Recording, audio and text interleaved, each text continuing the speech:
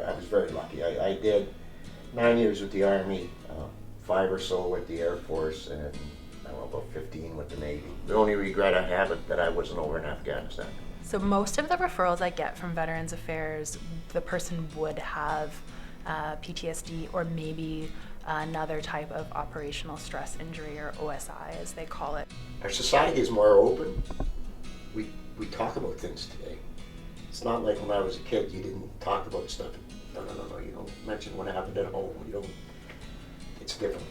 I was diagnosed with PTSD in 2001, and that was the time when General Romeo Blair, Senator Blair, was found by the Ottawa River drunk, and because he was a senior general, people started to open up and look at, do we have a problem here? It is a very tough job to help anyone transition, and I think that Veterans Affairs has really, in let's say the last 3 or 4 years, really tried to improve what they're doing for people. Good things really doesn't sell news. You know, the good thing of something happened to a child and there's something comes out of it good, that's news. But, you know, nobody wants to tell the truth about the good work that Veterans Affairs does. For people who are deployed, it may be difficult to sort of acclimatize back to Canadian life. It's almost like they've been part of another culture as a military person, and they don't necessarily really understand how the civilian culture really works or how to navigate civilian life. There's no such thing as a peacekeeping mission. You're taken out of one of the best countries in the world, Canada, and believe me, I've been to 32 countries, and this country is the best. You're taken and put into a country that is not like Canada.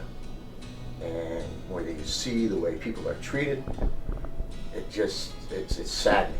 My injury happened in 1989 in Southwest Africa when they took their independence after the Angola War was over. I had an AK-47 held to my head and 2 other guys. We didn't have any weapons. Why I'm alive today, I don't know. A lot of the things I do with them are kind of getting back to basics. And again, it might seem simple, but people often post-military, they are very dysregulated as far as their routine, their sleeping habits, sort of their ability to access and maneuver the civilian world and healthcare resources. So it's PTSD, depression, anxiety. Is there a cure for it? Not really. Last year, 280 some days, I was in the doctor's office of some sort. So it's an ongoing thing. It's like high maintenance car.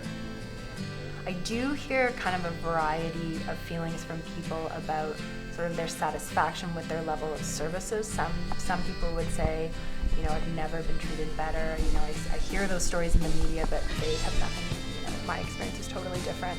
And then you do get people who, you know, may have released 10, 15 years ago and were not best served at that time. Because when I got out, this complex that's here right now didn't exist.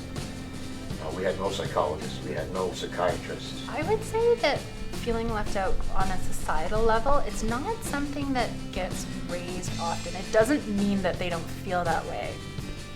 Do I think that Canadians recognize what we do?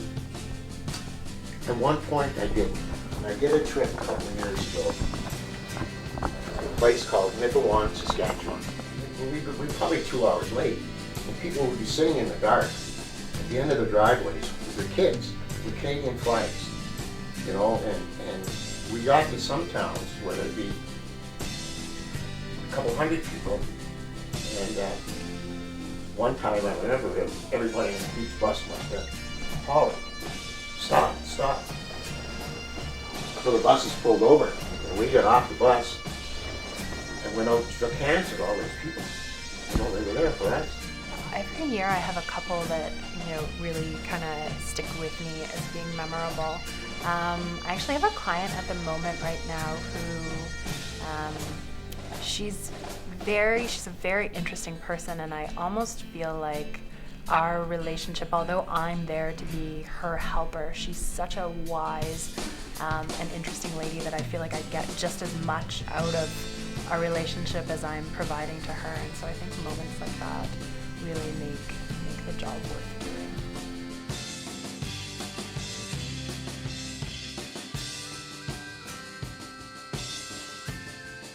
Life is good.